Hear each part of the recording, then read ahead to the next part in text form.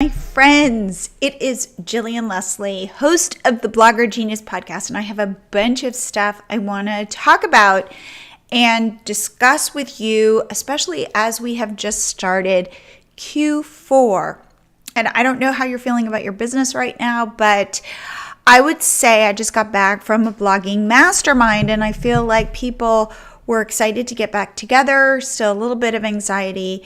And I think that the world is feeling a little strange and we're not quite sure how to navigate it. So I want to talk about this, especially if you're a blogger and you're feeling unease and you're feeling like you don't know which way to go, because I've got something for you that I think you'll really like. So let me just introduce myself. If you don't know me, I'm Jillian Leslie. I have been doing this podcast, there you go, for 4 years. I interview successful bloggers, creators, online entrepreneurs, industry experts to dissect what is working now in online business.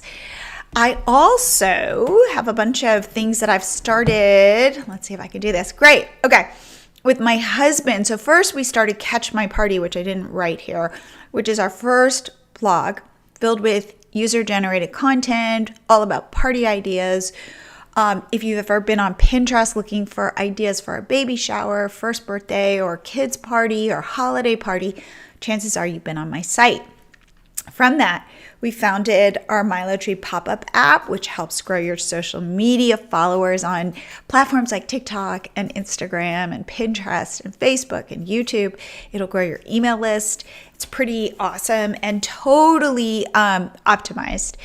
And we have just rolled out something called Milo Tree Cart, which is for bloggers and entrepreneurs, creators to sell digital products and services directly to your audience. So if you have an audience and you are not selling products directly to them, you are missing out. So if you're busy, this is the thing that I felt at my blogger conference. If you are very busy keeping up with the algorithms, whether that be TikTok, creating reels on Instagram, optimizing your posts for SEO, all of that is great. But if you feel like you are on this treadmill and you can't get off, definitely, I think you'll be interested in what I want to share next. So if now that it's Q4, and I feel like there's a little unease about Q4, because Q4 is usually when we all make our money.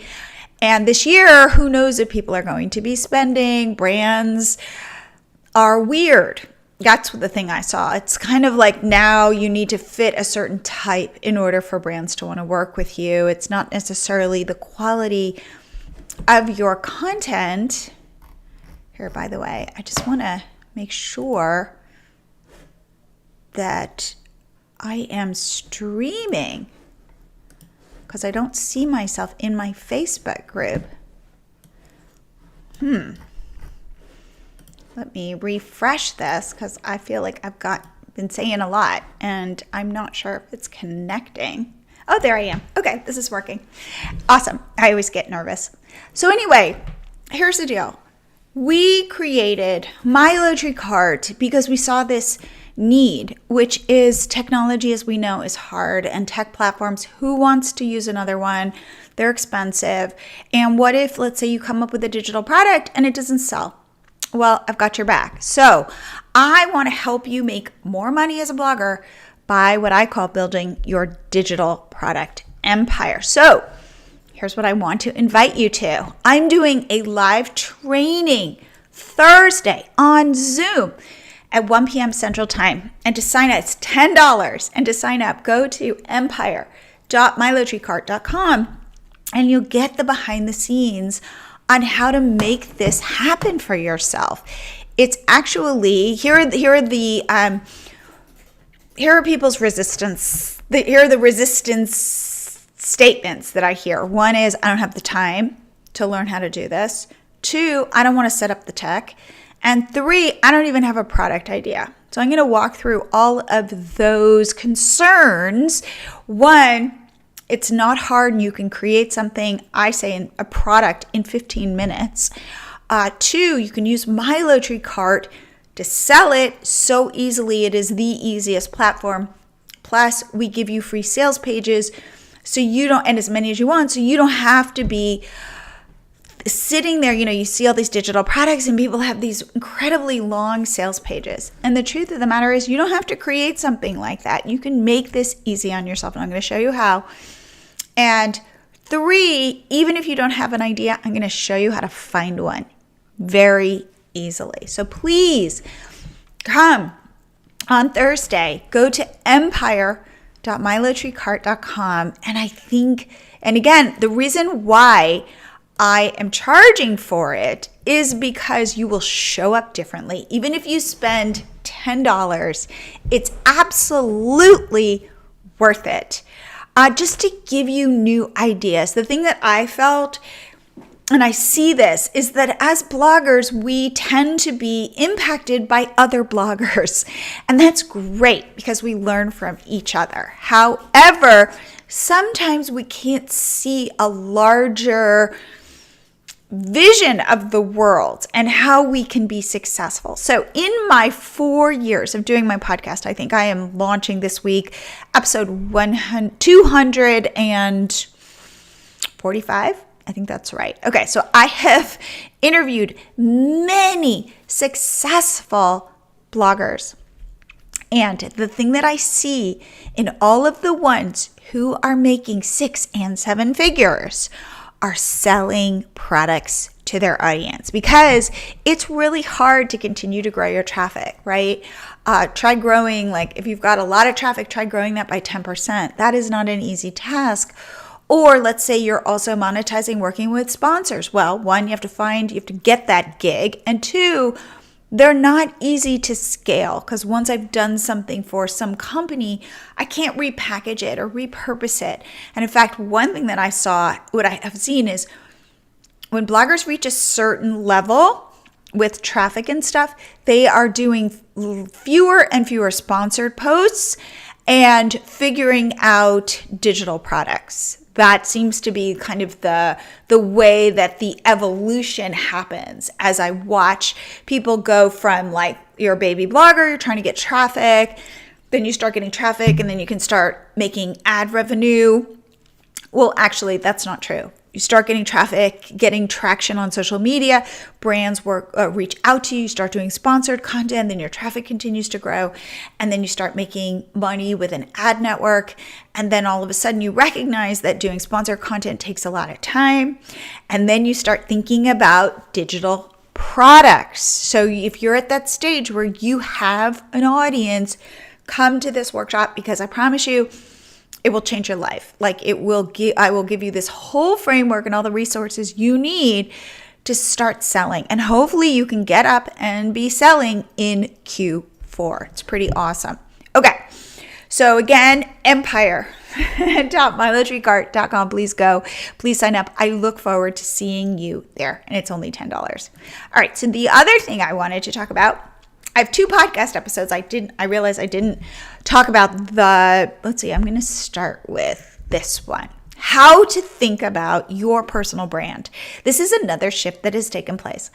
So I'm an old school blogger. I've been blogging since 2009. And back then we hid behind our blogs. We didn't know we were hiding behind our blogs, but it was kind of like, here's my blog and I'm kind of back here and you won't judge me. And I'm just going to put my content kind of up front. And you're going to react to the content, and maybe you'll leave me a comment. But really, I can be behind the scenes.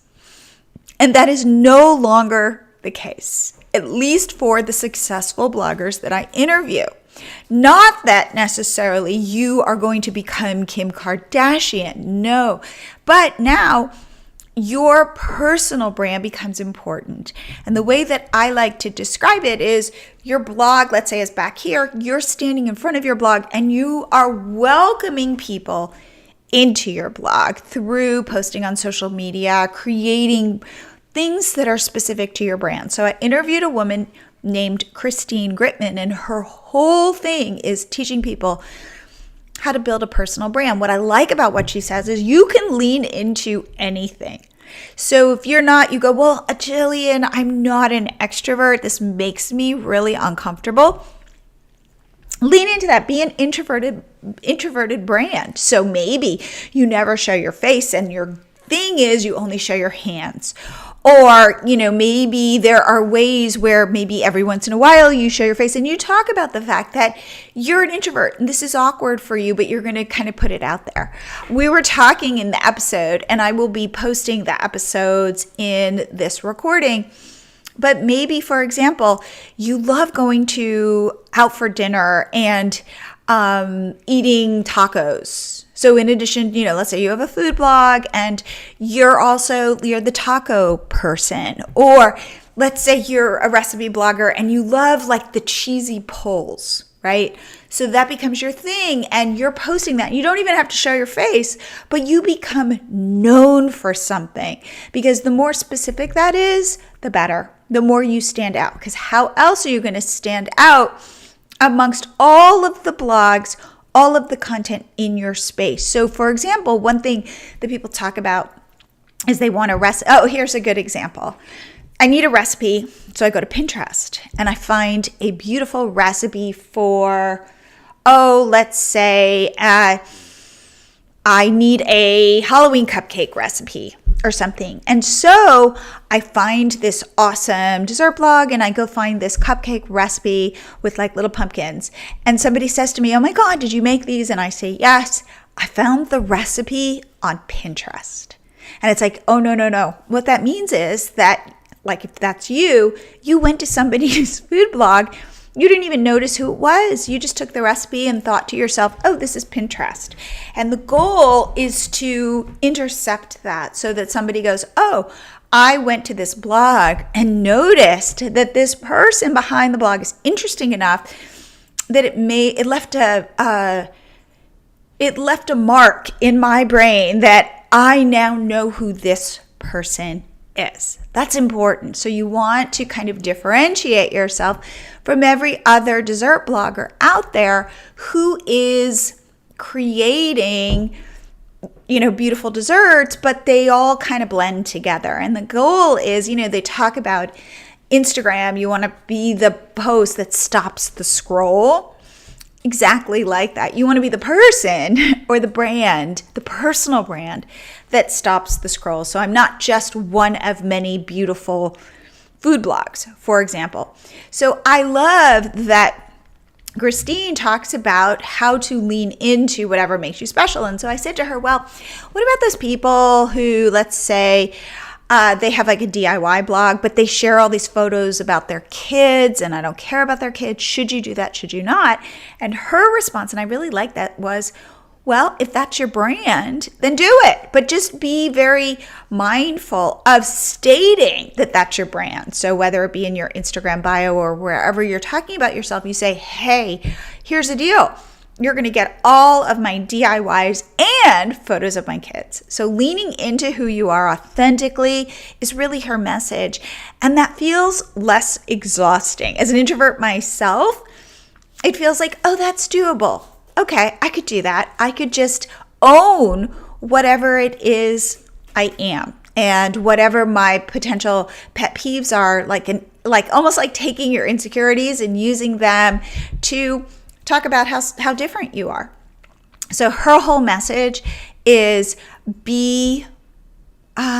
think about who you are and what makes you special. And if you don't know, ask your relatives, ask your best friend, hey, what would you say my special sauce is? Because sometimes it's incredibly hard to see ourselves clearly because we think, well, we know this thing or something that comes effortlessly to us must come effortlessly to everybody. And that is not necessarily the case. So do ask the people around you, because that way you can start to create something, a persona that makes you special. So definitely I'll put a link to that podcast episode. I really liked it. And here's a good, perfect example. Christine has a color and it's red. So what does she do? She is always wearing red lipstick. She always has her nails done and they're red. And within her content, if there's a color that she can include, it's red. That's it. So she's got a big personality, but she just kind of has these accents where if there's a choice, she's going to choose red. And then you kind of know her, go to her site, Christine Gritman, and you'll see it is red. So that's a perfect example of a little way to set yourself apart from everybody else. Okay, so now I want to talk about my other most recent podcast episode where I interviewed a dessert blogger. See, I've got dessert blogger on the brain. And her name is Jessica Holmes, and she has an unbelievable dessert blog called Sweetest Menu. And she has something like 240,000 Instagram followers. A couple things that I thought were interesting about this interview. One, she is one of those dessert bloggers who I really admire because baking is much more like chemistry than cooking is. Like, you need to get your measurements correct, right? And what she will do, she will test that recipe over and over again to make sure she has nailed it. And so it might take her 4 attempts at a recipe. And she will share her fails with her audience, and they love it. So here she is, this expert baker. And let's say the cake didn't rise. She's going to say, hey guys, look at my cake. It didn't rise. And they love it because it makes it seem more approachable. It makes her recipes seem more approachable. And so people are on her side. And then when she ends up perfecting it and making this beautiful dessert, they get to revel in that success. I just thought that was such an important point. And it speaks to, again, that idea of personal branding. What can you show about yourself that you probably wouldn't want to, but might make people warm to you? That's what I think is so interesting. We like to hide our flaws, but if we can embrace them, that's a superpower.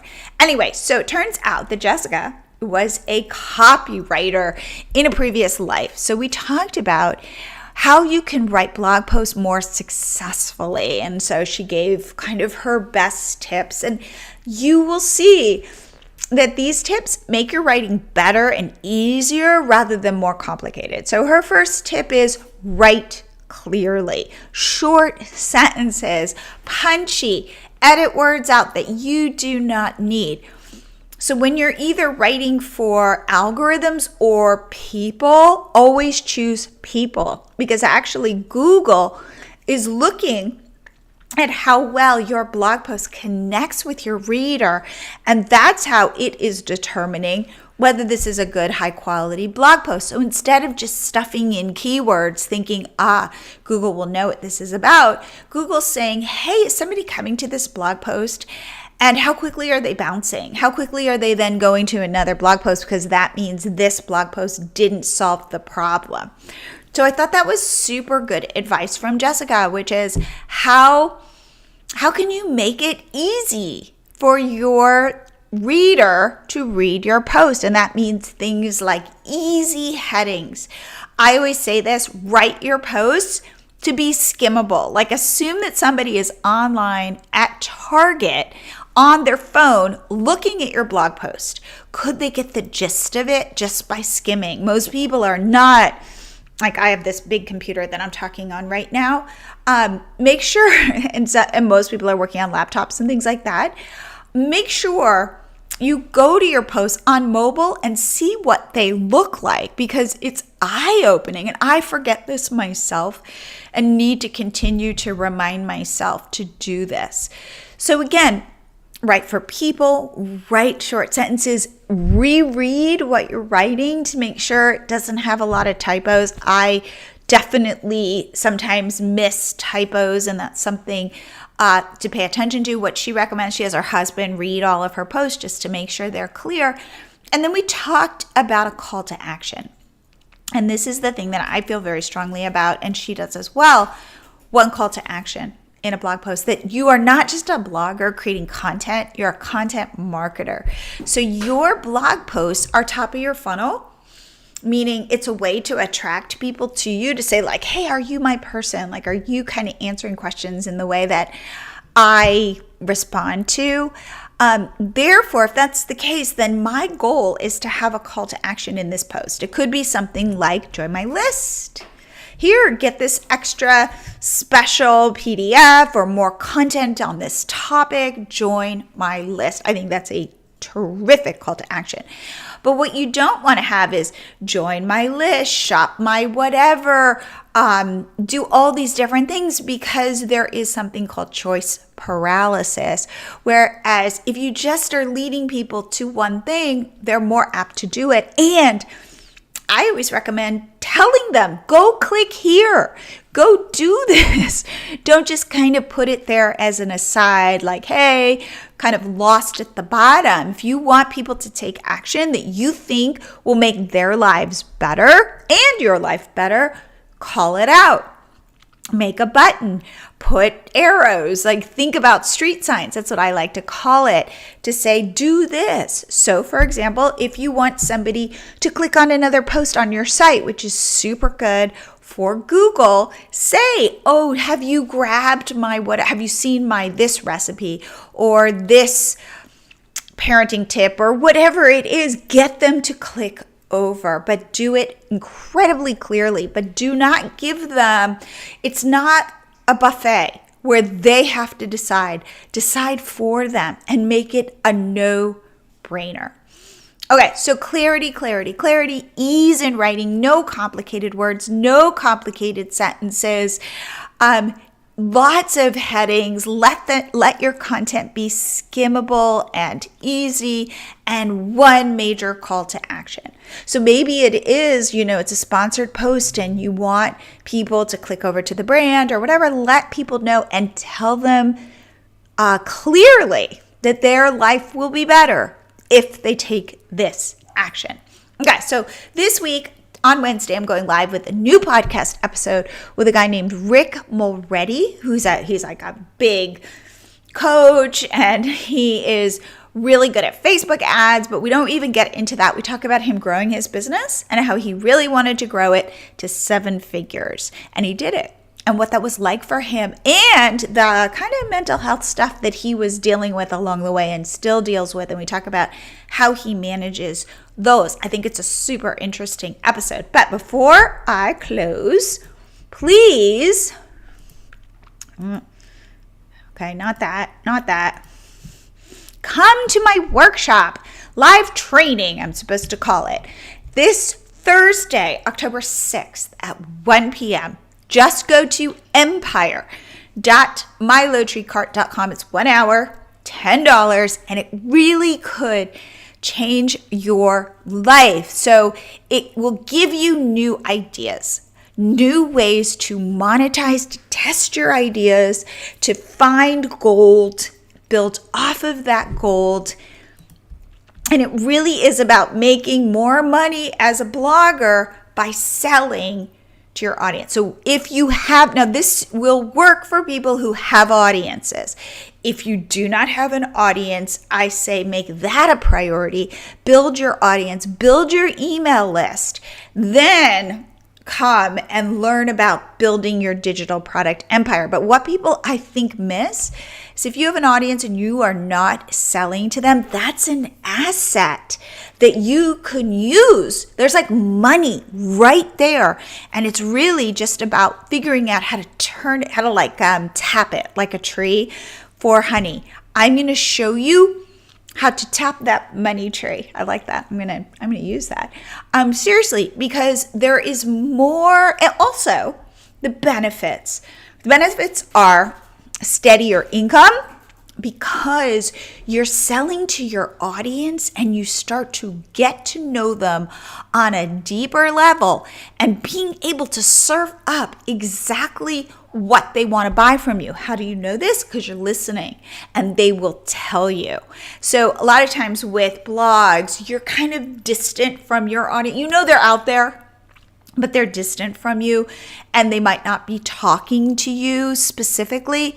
Well, selling products to your audience is a way to talk to them and build a tighter connection, and then go, what else are you struggling with? If that's in my wheelhouse, I bet you I could come up with a solution, and I bet you'll buy it, especially if I've delivered on the last one. And this is this idea of your digital product empire. You start with one product and you test it and you iterate until you find that connection. This is what people want to buy from you. And then you take that product and you start building off of that product. So a paid workshop becomes an ebook, becomes coaching, becomes a membership, becomes a mini course. And that is how you go deeper, and you're able to charge more for each product. And your people, if they feel connected to you, they become your true fans. They become your raving fans who will tell other people about what you're doing. So it is all about learning how to rise above the noise, being of service to people, really helping them, and it will lead to you making more money. So it's a win-win all around. So again, here's the last time I'm going to share this. empire.milotreecart.com. So I would love to see you on Thursday. It'll be my pleasure, and I'd love to see your smiling face.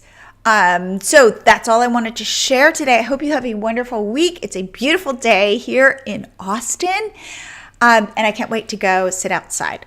So there you go. Have a great day, and I will be checking in here again soon. If you have any questions, email me, Jillian@milotree.com. I would love to hear from you. Bye-bye.